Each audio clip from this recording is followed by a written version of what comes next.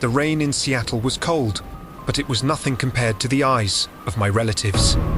My father, the man who built an empire from nothing, was being lowered into the earth. I stood there, drenched in my cheap suit, feeling like a ghost at my own father's funeral. Then came Sarah, my stepmother. She didn't even wait for the ceremony to end.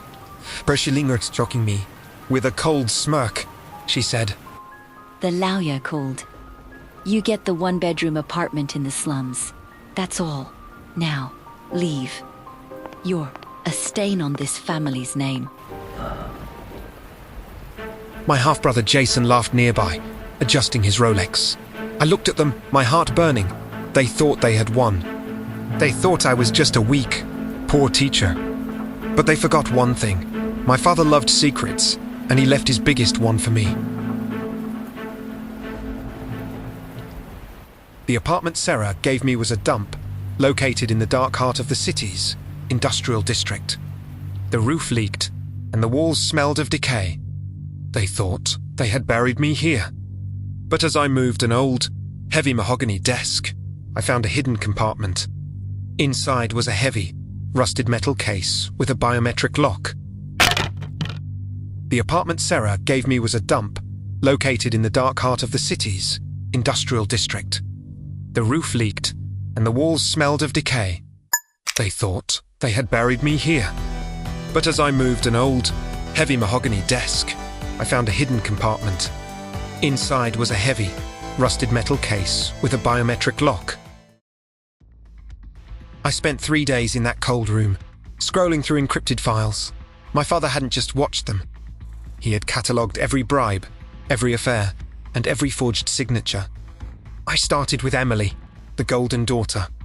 She was about to launch her luxury fashion brand using money she embezzled from my father's estate. She thought she was untouchable. I was about to show her she was transparent. With a single keystroke, I sent an anonymous tip to the lead investors. It wasn't a rumor. It was a scanned copy of the bank transfers Emily thought she had deleted.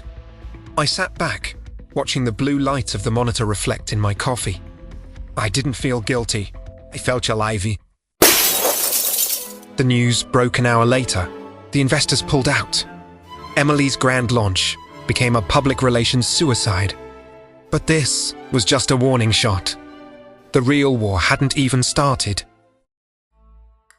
Emily was out of the game. Next was Jason. He was arrogant, but his weakness was paranoia. He never trusted his mother, Sarah. I knew Sarah had a secret offshore account, not for stealing from me, but for hiding money from him.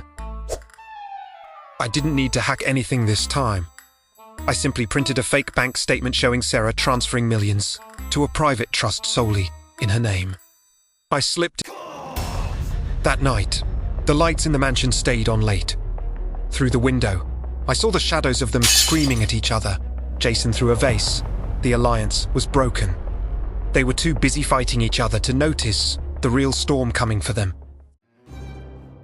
Desperate and greedy, they sued me. They claimed I had manipulated our father's will. In court, Sarah wore her best black dress, playing the grieving widow. Jason looked smug, thinking his high-priced lawyers could crush a poor teacher. They didn't know I wasn't just defending myself. I was pressing charges. When the judge asked for evidence, I didn't speak.